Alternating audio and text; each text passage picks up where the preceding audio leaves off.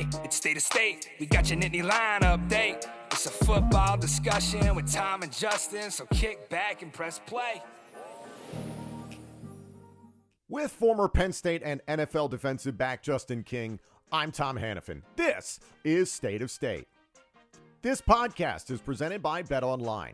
BetOnline is your number one source for all your sports betting needs. Baseball, golf, soccer, plus all the top fights in MMA and boxing. Every stat, every matchup, and even live odds and spreads while the games are being played. When the game's over, head to the online casino and get in on a game of blackjack or poker or unwind with one of over 150 slots games. Head to betonline.ag today or use your mobile device to get in on the action. Don't forget to use the promo code BELIEVE, that's B-L-E-A-V, for your 50% welcome bonus on your first deposit. State of State is presented by BetOnline. The game starts here. Are you looking for a higher potential return on your savings? Turn to our sponsor, Save. As an SEC-registered investment advisor, Save safely combines the best parts of saving and investing with its Market Savings program. Market Savings is a savings product that provides you with market returns instead of interest. The returns come from diversified investment portfolios based on your individual investment profile. The return from the investments is paid to you at the end of the selected investment term. But investing comes with risk, right? Well, with Save, your deposit is FDIC insured and never used for any investments. The current variable APYs are 9.07% for the one-year product and 7.9% for the five-year product. So what does this cost you? Well, Save only charges a fee when your investments make you money. To learn more or to sign up, visit www.joinsave.com/state. That's joinsave.com/state. The link to the website is in the description of this podcast. State of State invites you to join Save. State of State is a proud supporter of Blue White Outfitters. Blue White Outfitters was created as a retail shop meant to highlight the confidence, competitiveness, and fearlessness of the elite athletes found throughout the history of Penn State University. Check out their Lockdown U and Lawn Boys merchandise today. All sales from Blue White Outfitters directly benefit Penn State student athletes. Visit www.bluewhiteoutfitters.com today. Hi, everyone, and welcome to State of State. I'm Tom Hannafin, flying solo this week. Justin King is on vacation, and there has been so much happening for Penn State football over the past week, especially in regards to recruiting for the 2025 and 2026 classes of future Nittany Lions. Absolutely had to hop on here and talk a little bit about this. Typically, on this show, we don't focus on recruiting all that much, but there's been a trend here that is really, really positive for Penn State football. And I think there's a lot of different points in terms of how these commitments, these hopefully future long-time Nittany Lions, there's a piece of evidence, I think, with the way that these commitments are going that is a really positive sign for Penn State football going into the future. Like, comment, subscribe, rate us, turn on notifications. Thank you so much, as always, for tuning in. Hit us up in the comments section on YouTube and on social media. We so appreciate it. So just to recap for those of you, I'm recording this late Tuesday night because at this rate, the amount of news that's been breaking for the 2025 Penn State recruiting class, it's been nearly impossible to keep up with because literally every other hour, it seems like something is breaking. So I wanted to take this opportunity to recap where we're at with the 2025 class overall. So this is according to 24/7 Sports. As of now, it is ranked number 9 overall in the country for the class of 2025, according to 24/7 Sports. And Terry Smith's fingerprints are all over this recruiting class, which I think is fascinating. And obviously we here on State of State, Justin King, Lockdown U, we're big advocates for Terry Smith and what this defensive back room can be this coming season and beyond. So I want to go through the commits so far for Penn State for the class of 2025. Darius Dixon, corner out of Mater Dei in California, 4-star. Max Granville at defensive end, edge rusher out of Sugar Land, Texas, Fort Bend Christian Academy.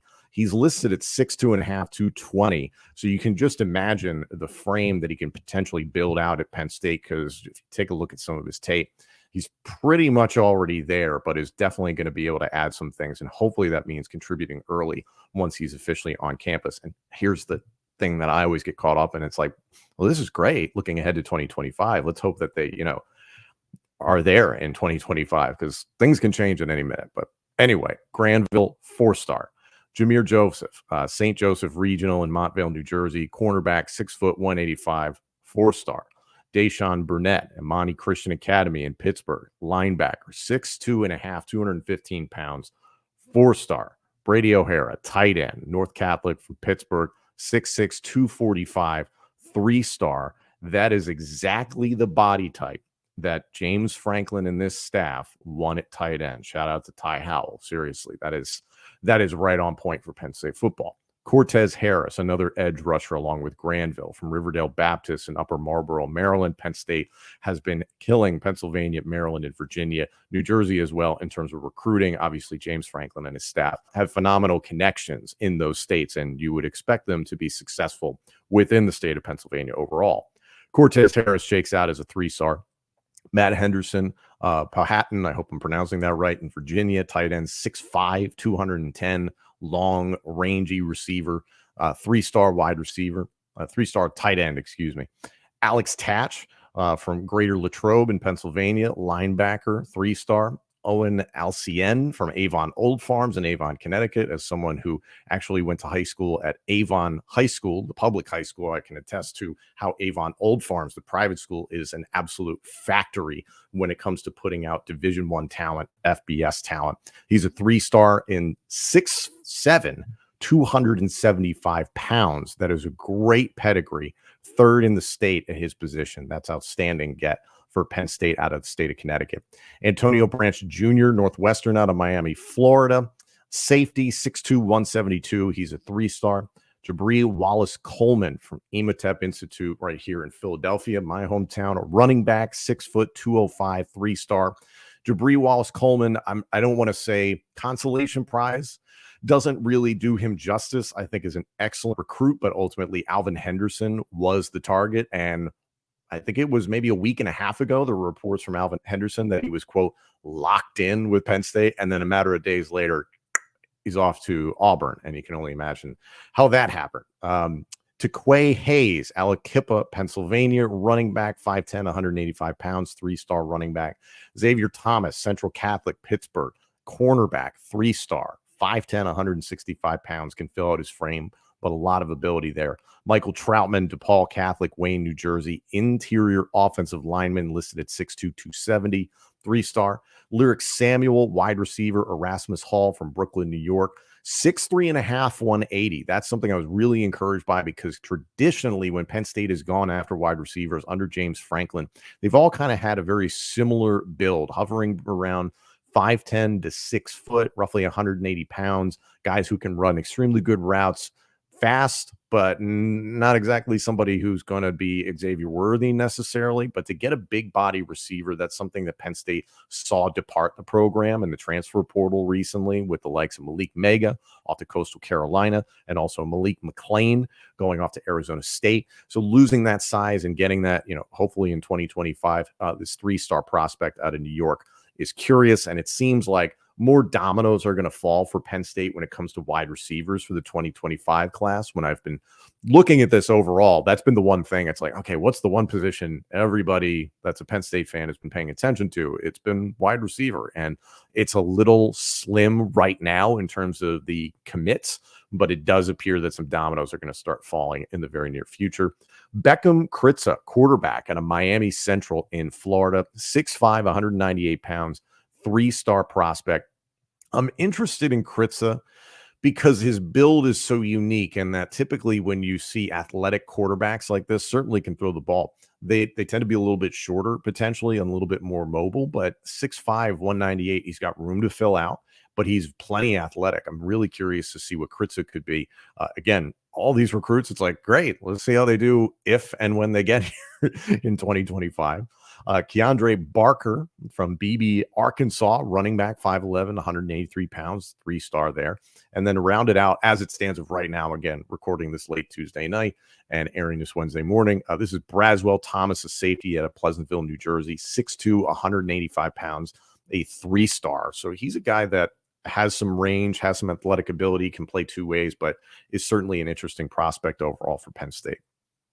When you look at this recruiting class, it was a handful of months ago that it seemed like through NIL and the transfer portal, just like I was talking about, was that Penn State was starting to fall behind when it came to recruiting, and that, oh no, maybe this whole NIL game has passed Penn State by. And Penn State's 2025 recruiting class, depending on what platform you look at, was in the mid-teens, the low teens, and it was just becoming worrisome, especially with the 12-team college football playoff coming around here in 2024. I think there was genuine concern, and maybe that was from the outside looking in, that maybe Penn State was losing on some of these prospects because of NIL. Now, obviously, that has changed, and I think there is this undercurrent right now that we're experiencing in college football, because I do believe we're going to see a point in the very near future where collective bargaining is a real thing. And with collective bargaining, theoretically, there would come a salary cap.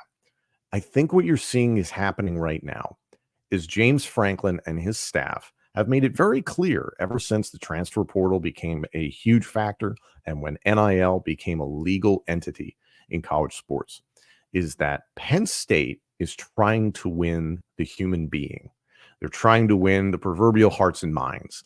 They are trying to sell, first of all, the university, the community, the program, what the facilities are, upgrades here and there to all the football facilities, plus $700 million being pumped into Beaver Stadium, one of the most iconic football stadiums in America.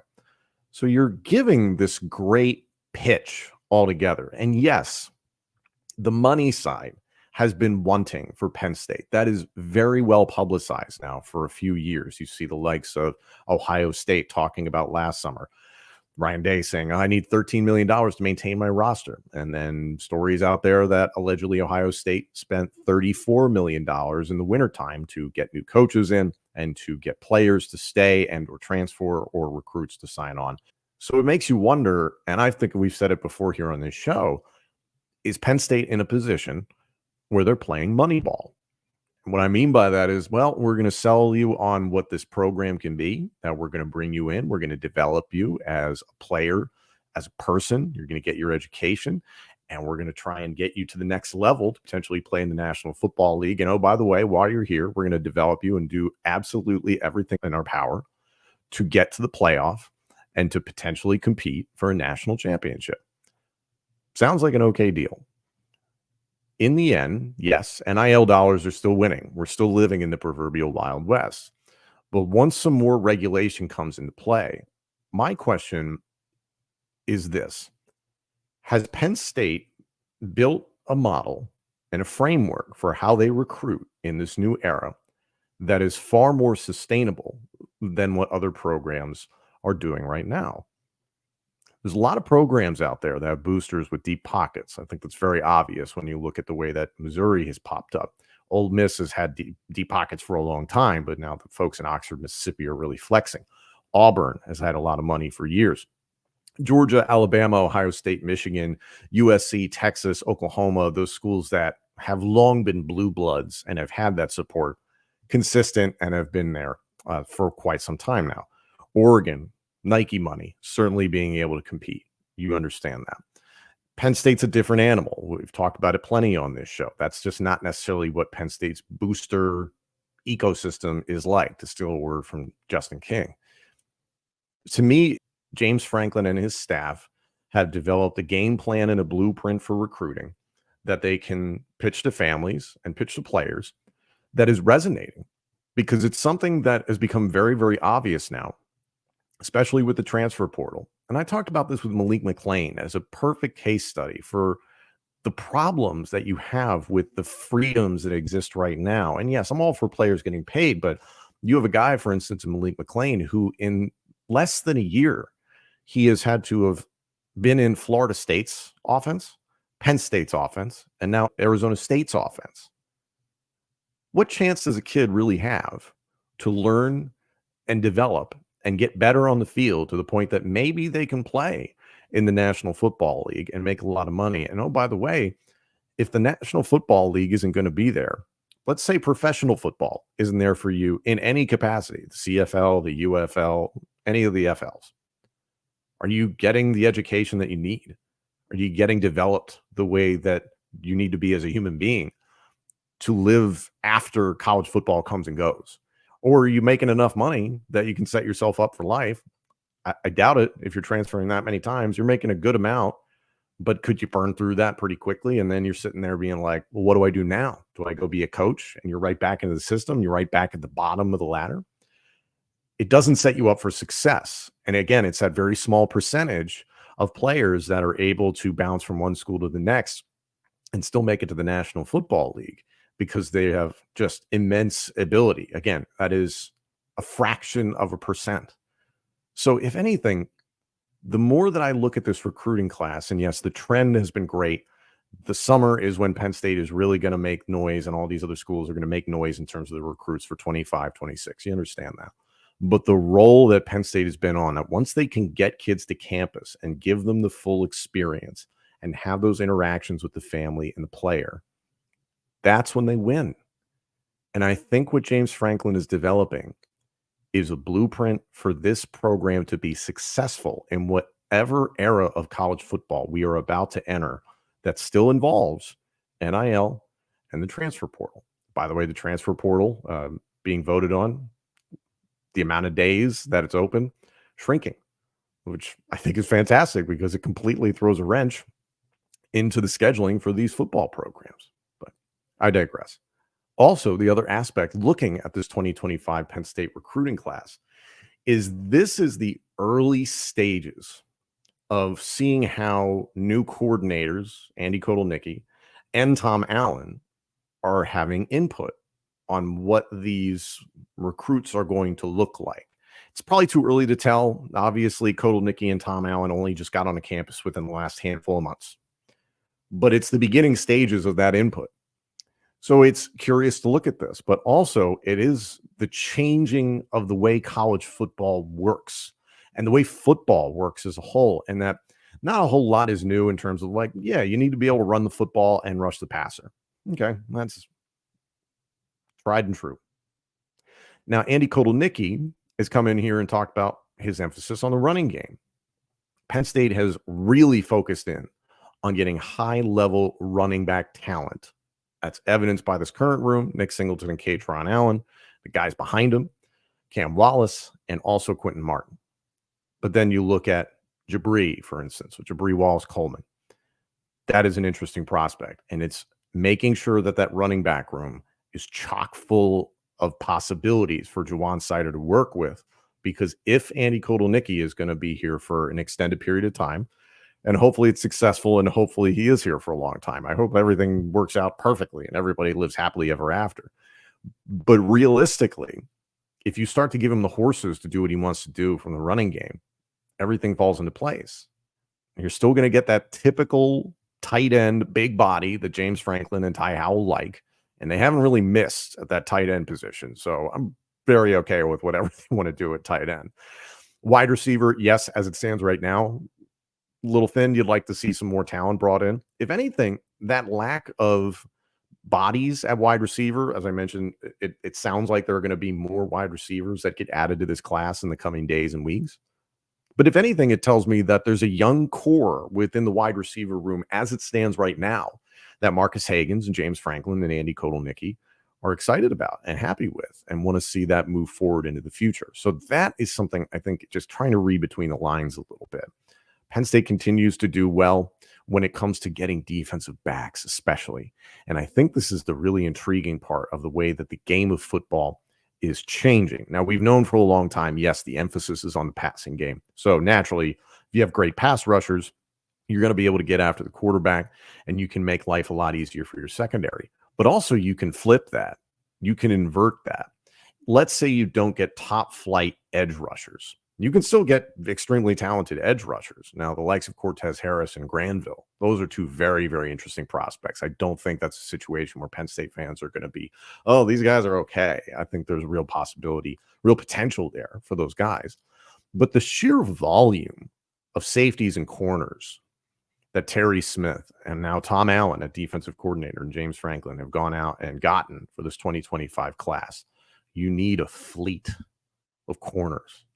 You need a fleet of safeties. For Penn State, just losing King Mack, yes, you can go 3 deep at safety, but you'd like to also trot out 3 safeties. So then theoretically, wouldn't you like to have 6?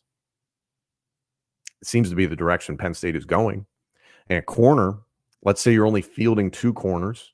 You can field 3. You can get into your nickel and dime packages, quarter packages if you really want to. So say you want to have 8 guys at corner that you feel good about, 4 that you know you can send out there and they can play meaningful snaps. But ultimately, you want to try and go 8 deep and beyond. The game is changing to the point that, especially at the college level, if you can rotate these corners in and these safeties to the point that it is constantly forcing young quarterbacks to identify who's out there, strengths and weaknesses, coverages, etc. And even though Penn State loves to play in man, just play straight up ball. If you're forcing the quarterback to think, you're adding at least half a second to their thought process, and you give a little bit more time to those edge rushers. So you recruit as strongly as you possibly can at edge and defensive back all together, and everything else is going to fall into place. And the strength of this defense is the way that Terry Smith has continued to develop defensive backs.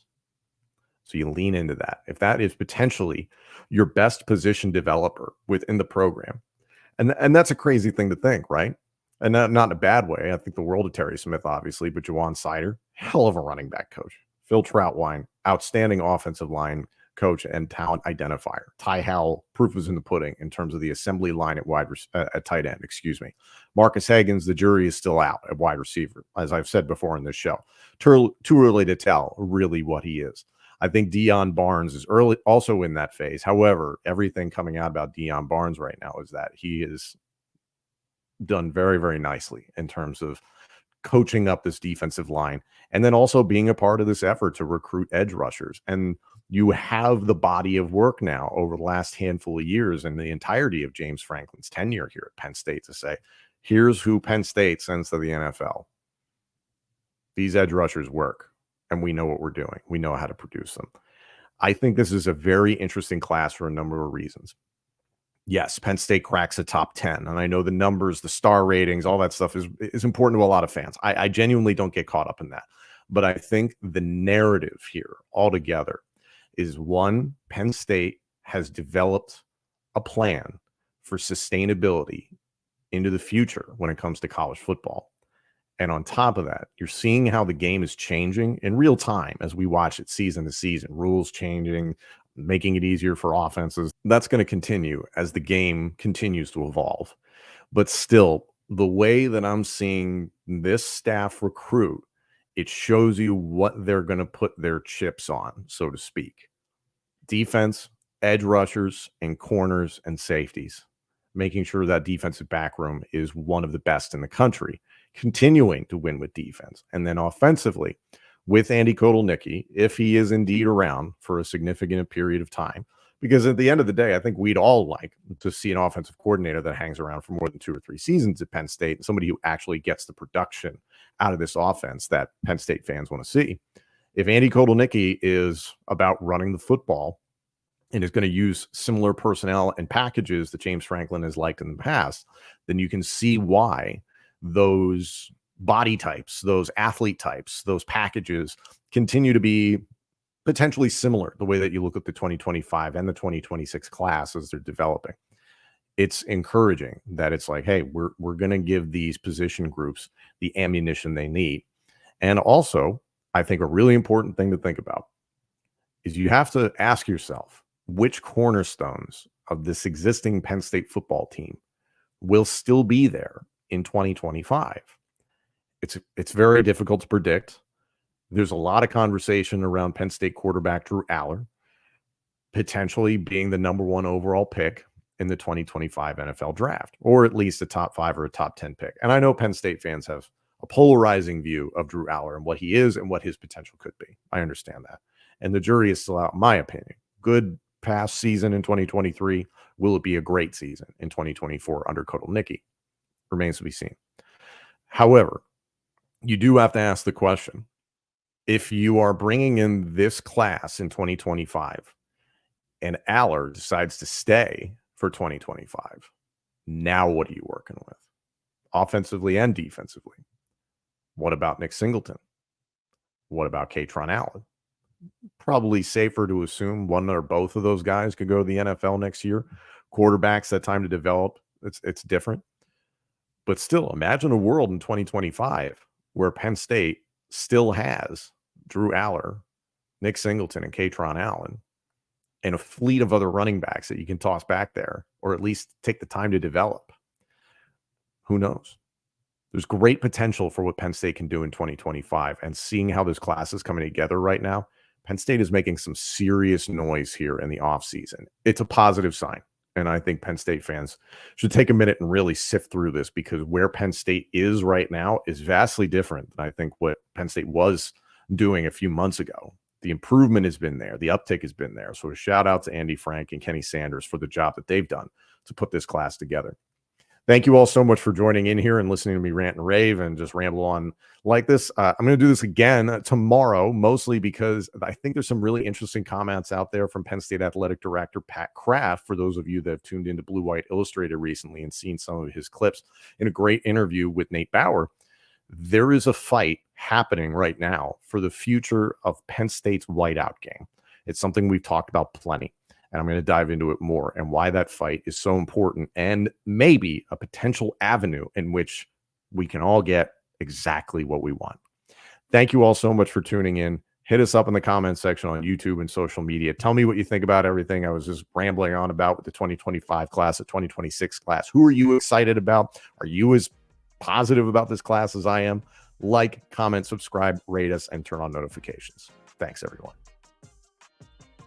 Thank you all so much for joining us. This episode and our entire library of shows is available now on YouTube, Apple Podcasts, Spotify, Google Podcasts, and wherever else you get your podcasts. Also, let us know what you think of the show on social media, and check out all of our content on X, Instagram, and TikTok. Search for the handle @StateOfStatePod.